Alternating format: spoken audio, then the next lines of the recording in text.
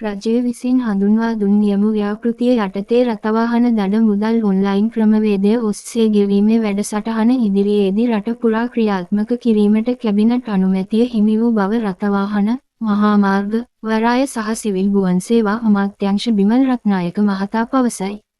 අධිවේගී මාර්ගයේ ගමන් ගන්නා රථ වාහන සඳහා ආසන පටි පැළඳීම සම්බන්ධව දැනුවත් කිරීම සඳහා කොට්ටාව අධිවේගී පිවිසුම අසල පැවැත් වූ වැඩසටහනකින් අනතුරුව මාධ්‍ය වෙත අදහස් දක්වමින් අමාත්‍යවරයා මේ බව පැවසිය. එහිදී වැඩිදුරටත් අදහස් දැක්වූ අමාත්‍යවරයා දැන් දඩේ ගෙවන්නත් ලේසි කරලා තියෙන්නේ. අද කැබිනට් මණ්ඩලය අනුමත කළා. දැනට තියෙන්නේ කුරුණෑගල ඉඳලා අනුරාධපුරය දක්වා විතරයි දඩ ගෙවීම ෆෝන් එකෙන්. අපි දැන් ලංකාවේ පොලිසි ඔක්කොටම ෆෝන් වරන් දෙනවා. මේ අවුරුද්දේ ඉඳලා දඩෙත් ඕන තැනක ඉඳලා ගෙවන්න පුළුවන්. දඩ ගෙවන්නේ නැතිව සීට් බෙල්ට් දාලා පරිස්සම් වෙලා යමු කියලා තමයි අපි කියන්නේ. අපේ තේමාව තියන්නෙම පරිස්සමින් ගිහින් එන්න කියලා තමයි.